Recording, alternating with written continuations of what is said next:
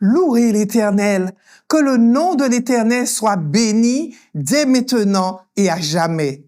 Aujourd'hui s'achève notre semaine de l'éducation. Et en ce jour de sabbat, nous voulons reconnaître la grandeur, la magnificence de notre Dieu. Avec le psalmiste David, oh, nous répétons, louons l'Éternel, que le nom de l'Éternel soit béni dès maintenant et à jamais. Durant toute cette semaine, nous avons en long et en large parlé de la sécularisation. Cette sécularisation qui est l'absence de Dieu, tout dénué de la présence de Dieu. Alors que nous vivons dans ce monde où on veut écarter Dieu de tout, nous les chrétiens, nous qui aimons Dieu, nous qui savons qu'il est le Créateur, nous voulons miser sur lui. Et en misant sur lui, étudier la parole afin que nous ne soyons pas ballottés par toutes sortes de vents de doctrine. D'ailleurs, le sujet d'aujourd'hui est, face aux théories émergentes, construire des repères solides dans un monde sécularisé. On répète, face aux théories émergentes, construire des repères solides dans un monde sécularisé. Le texte de base se trouve dans le livre de 2 Rois 22.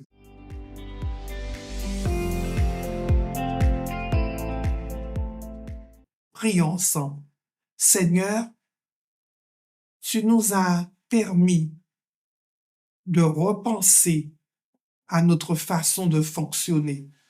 Tu nous as remis en mémoire que le monde est en crise et que notre jeunesse en subit les contre-coups et qu'il est important pour nous, éducateurs, pour nous parents, pour nous dirigeants, pour nous membres d'église, pour nous personnes lambda, éducateurs, chefs d'établissement, de prendre conscience que les temps sont difficiles et que pour notre jeunesse et nos enfants, ce n'est pas facile et que nous avons tout à gagner d'être à côté d'eux, d'être en accompagnement au quotidien afin de leur faciliter la rencontre avec Jésus, afin de les aider à être des missionnaires engagés dans ce monde en crise, afin qu'ils ne soient pas déboussolés, mais qu'ils restent auprès de Jésus quoi qu'il arrive. Seigneur, et que ceux qui n'y sont pas, qui étaient et qui sont partis, qu'ils reviennent à toi avant qu'il ne soit trop tard. Nous avons besoin de toi. Nous avons besoin de ton soutien afin de nous aider, Seigneur, à prendre conscience de notre rôle et à l'assurer et à l'assumer devant toi. Merci de nous aider. Merci de nous bénir et merci de faire des miracles dans notre vie afin que nous restions dans l'arche et que nous attirions des jeunes à toi et des enfants aussi, et même des adultes. Merci Seigneur pour ton accompagnement. Dans le nom de Jésus, nous t'avons prié et pour ta seule gloire. Amen.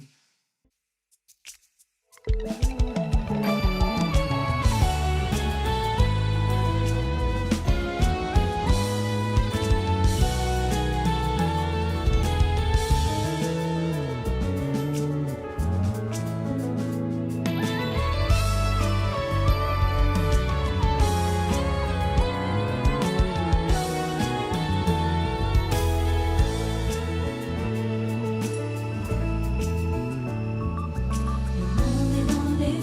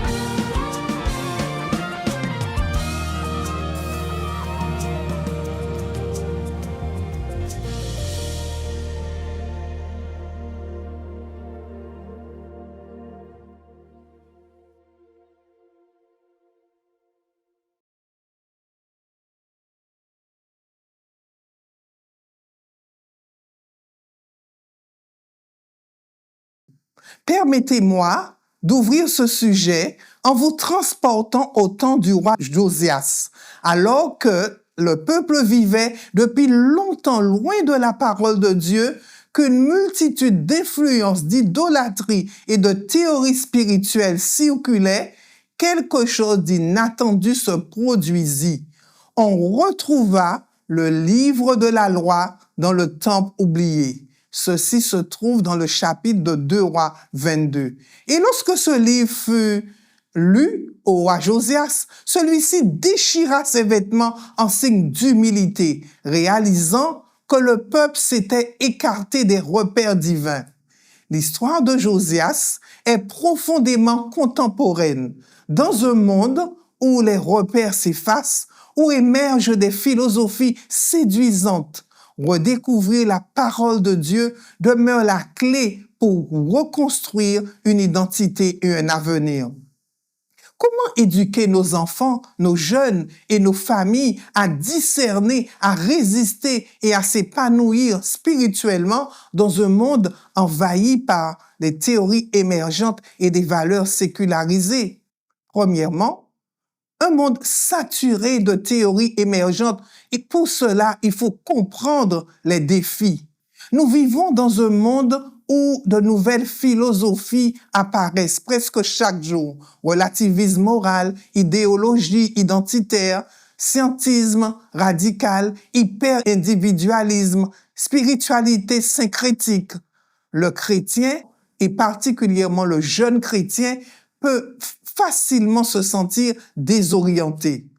Un premier texte biblique éclaire cette réalité. Rappelons-nous qu'au temps de Paul, les croyants vivaient aussi dans une société saturée de philosophies concurrentes, un contexte étrangement similaire au nôtre. D'ailleurs, voilà le conseil que Paul prodiguait à ses croyants. Il se lit dans Colossiens 2, le verset 8. Prenez garde que personne ne fasse de vous sa proie par la philosophie et par une vaine tromperie, s'appuyant sur la tradition des hommes, sur les rudiments du monde et non sur Christ. Paul n'interdit pas la pensée, mais il met en garde contre toute philosophie qui place l'humain au centre et ôte la souveraineté de Christ. Le danger n'est pas la réflexion intellectuelle, mais l'absence de fondement spirituel. Deuxièmement, malgré la confusion, Dieu appelle à construire des repères solides. Il faut savoir que le peuple de Dieu a toujours été appelé non pas à fuir le monde, mais à rayonner avec clarté. Il faut pour cela lire la parole de Dieu. La première démarche et le premier repère se trouve dans la parole de Dieu. D'ailleurs, le livre de Psaume 119, le verset 105 nous dit « Ta parole est une lampe à mes pieds et une lumière sur mon sentier. » La parole n'est pas un projecteur qui éclaire tout à coup, mais une lampe qui guide pas à pas. Face aux théories émergentes, la Bible demeure une source de discernement progressif, permanent et fiable. L'éducation est un instrument de construction. La messagère du Seigneur, Ellen White, aperçut dans son temps les dérives éducatives d'un monde sans Dieu. Voilà ce qu'elle affirme à ce sujet, à la page 17 du livre Éducation. L'œuvre de l'éducation et celle de la rédemption sont une seule et même chose. Selon Ellen White, éduquer, ce n'est pas simplement transmettre un savoir, c'est participer au plan du salut. Rappelons-le nous, chacun, parent, éducateur. L'éducation, c'est participer à l'œuvre du salut. Face aux idéologies émergentes, une éducation adventiste est un acte missionnaire, un acte spirituel. Troisièmement, le caractère doit être un repère incontournable. Il est d'une grande évidence que le monde valorise aujourd'hui la performance, l'apparence et l'émotion, mais rarement le caractère. Lisons ce que dit le livre Message à la jeunesse à ce sujet. Le plus précieux capital que vous puissiez posséder est celui d'un caractère pur et droit. Cela se lit à la page 36. Les théories émergentes changent, se renouvellent, s'effacent, mais un caractère fondé sur les valeurs éternelles de Dieu résiste aux influences, aux modes, aux philosophies. Ce que disent les familles et les élèves à ce sujet. Quelques témoignages que je vais vous inviter à écouter qui touchent les familles et les jeunes aujourd'hui. Nous constatons que la réalité du terrain montre que les défis ne sont pas théoriques. Ils touchent les familles, les jeunes et les enseignants. Le premier témoignage est celui d'une mère. Voilà ce qu'elle nous dit. Je vois mes enfants exposés à tant d'idées contradictoires sur les réseaux sociaux, à l'école, dans les conversations, dans la rue, entre jeunes. L'école adventiste, pour moi, leur offre un espace où la foi n'est pas marginale, mais structurante. Cela m'aide à dormir en paix. Ce témoignage révèle le besoin vital d'un environnement cohérent où foi, valeurs et identité spirituelle convergent. Donc, l'école adventiste répond-elle encore aujourd'hui à ce besoin de préparer nos jeunes contre la sécularisation? Le témoignage d'une élève de classe de première. Avant, je pensais que la Bible ne traitait que du sabbat. Mais à l'école, j'ai découvert qu'elle parlait aussi de mon quotidien, de mes choix, de mes relations. Maintenant, quand on me présente une théorie sur Internet, je réfléchis autrement. Ici se manifeste la puissance de la formation biblique. Parents, éducateurs, permettez à nos jeunes et à nos enfants d'avoir une formation biblique forte. Et elle développe une pensée critique et éclaire par la foi. Jeunes gens, je vous écris parce que la parole de Dieu demeure en vous. Vous êtes forts parce que la parole de Dieu demeure en vous. Un troisième témoignage est celui d'une enseignante qui nous dit « Mon rôle n'est pas seulement d'enseigner les mathématiques, c'est aussi d'aider mes élèves à comprendre qu'ils ont une identité en Christ et que toutes les connaissances doivent être soumises à sa vérité. » Ceci dit, l'enseignant adventiste n'est pas seulement un instructeur, il est un modèle spirituel, un repère incarné. Quatrièmement, il est important de former les jeunes, des jeunes capables de discerner et d'impacter.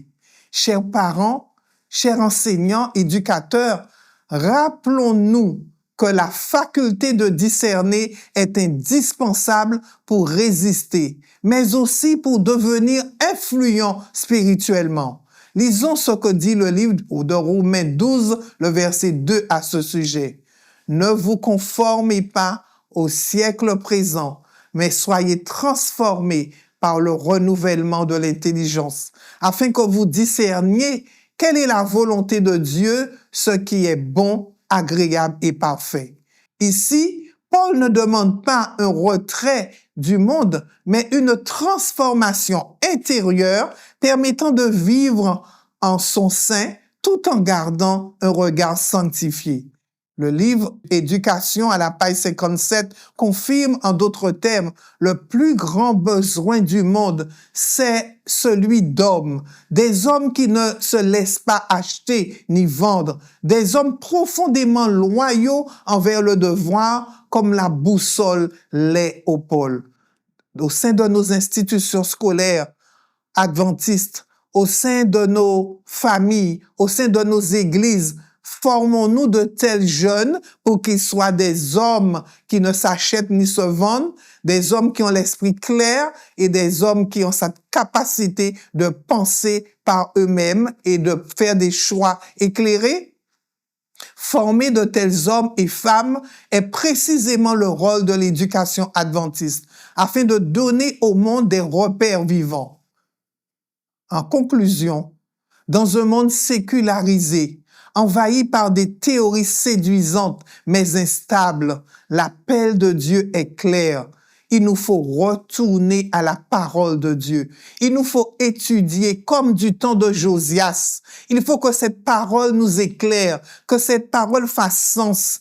Il faut que la parole de Dieu soit ouverte dans nos maisons, avec nos enfants, avec nos jeunes, que les pères, les mères en prennent conscience, qu'ils ne soient pas happés par le travail au point d'oublier d'étudier la parole de Dieu et qui se limitent seulement à ce qu'ils entendent à l'église, par exemple, dans les écoles, mais que cette parole soit étudiée au sein de chaque famille, que les familles deviennent un sanctuaire.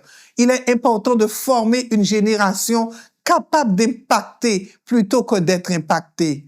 Tandis que cette semaine de l'éducation s'achève, nous vous invitons, chers parents, chers éducateurs, chers dirigeants, chers moniteurs de l'école du sabbat, chers responsables de clubs, JIA, aventuriers, éclaireurs, chers membres d'église, à envisager dorénavant que la parole de Dieu soit placée au centre de vos familles, de vos classes, ainsi que vous choisissiez d'être des repères vivants dans un monde qui se recherche. Et pour cela, je vais vous inviter à un défi. Le défi suivant est pour chacun de nous. Lire la parole de Dieu en famille, dans nos salles de classe, chaque jour de cette semaine. Lire un passage biblique et en tirer un principe de vie pour nous personnellement. Un principe pour guider, pour éclairer et pour solidifier, afin que nous soyons prêts à rencontrer le Christ. Alors, au terme de la semaine de l'éducation, nous avons envie de nous poser cette question. Est-ce que nous sommes prêts à impacter, à éduquer pour impacter ce monde sécularisé, un monde dénué de Dieu, de tout ce qui est spirituel, dont cet aspect est recrudescent? Est-ce que nous serons ces hommes, ces femmes qui allons nous lever afin d'aller à contre-courant? Que le Seigneur nous aide, qu'il nous bénisse et que notre décision ne soit pas seulement prise pour le terme de cette semaine de l'éducation, mais qu'elle soit durable et pour l'éternité. Et que très bientôt, nous soyons en mesure de dire au Seigneur, nous voilà, nous et les enfants que tu nous as confiés. Que le Seigneur nous aide, qu'il nous pardonne, qu'il nous guérisse et qu'il nous rétablisse. Et que le Seigneur revienne très bientôt nous chercher. Pouvons-nous prier ensemble? Père éternel, tu nous aimes énormément et tu nous fais des rappels incessants et incessants. Permets que notre cœur ne s'endurcisse pas, mais que nous soyons perceptibles à ces paroles que tu nous as adressées durant toute cette semaine de l'éducation. Nous avons besoin de toi.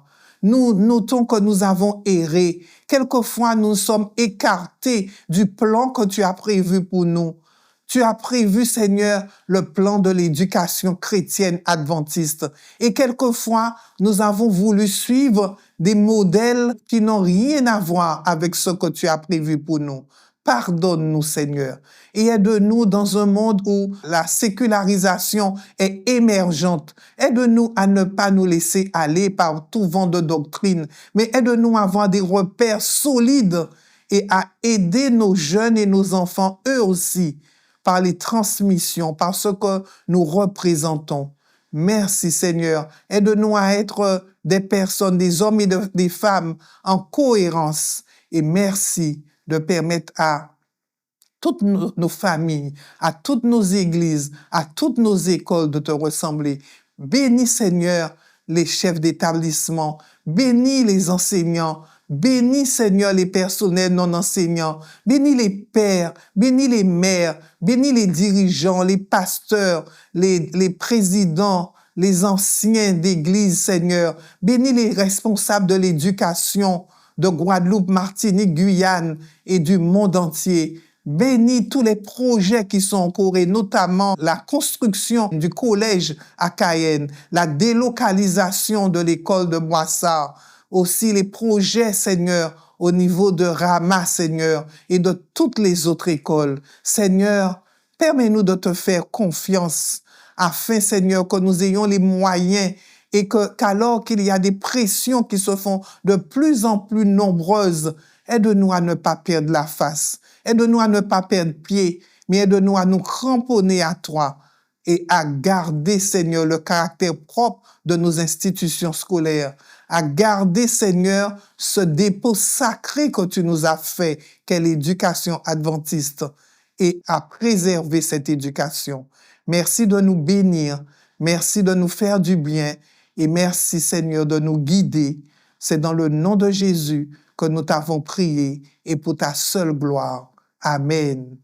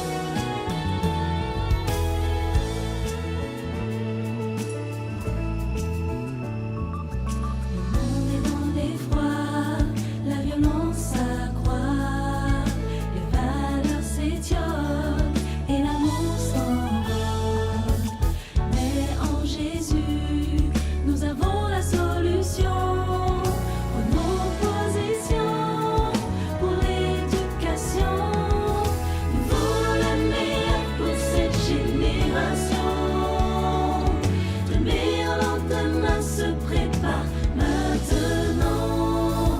Choisissons le meilleur.